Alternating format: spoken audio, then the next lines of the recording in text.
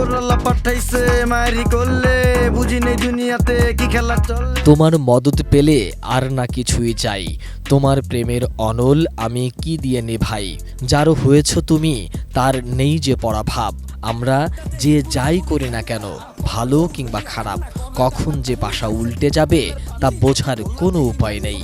দুদিন আগেই গানের সাধারণ কিছু লাইনে কঠিন বাস্তব জীবন সহজভাবে তুলে ধরে প্রশংসিত হয়েছিলেন র্যাপার আলী হাসান।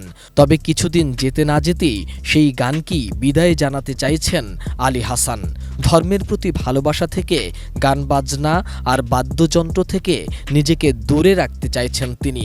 সম্প্রতি নিজের মতামতের কথা জানিয়ে নেটিজেনদের সমালোচনায় বিদ্ধ হয়েছেন আলী হাসান।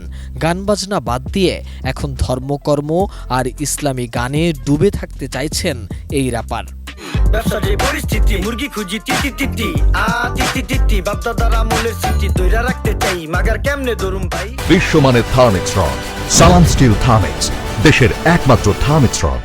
ব্যবসার পরিস্থিতি শীর্ষক গান দিয়ে রাতারাতি জনপ্রিয়তা পেয়েছিলেন আলী হাসান।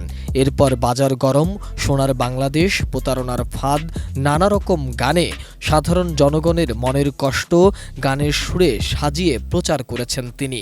তবে সম্প্রতি কোক স্টুডিও বাংলার মালোমা গানের র্যাপ অংশ লিখে এবং কণ্ঠ দিয়ে আন্তর্জাতিক পর্যায়েও পরিচিতি পান আলী হোসেন।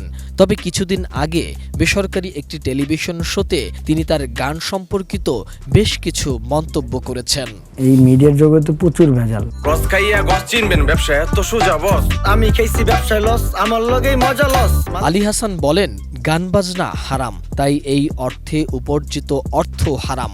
এখানে কোনো হাদিসই চলবে না, হারাম টাকা হারামি। এই মিডিয়ার বিজনেসের থেকে আমি সাইড বিজনেসটার ভিতরে বেশি সম্মতি দিতে চাইতেছি, কারণ যত যাই হোক গান বাজনার টাকা হারাম।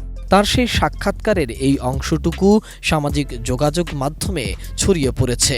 এই মন্তব্য নিয়ে বিতর্ক হলে তিনি বলেন, 1 ঘন্টার সাক্ষাৎকার থেকে সামান্য একটু অংশ মানুষ ছড়িয়ে দিয়েছে, এতে তার কথা পুরোপুরি প্রকাশ পাচ্ছে না।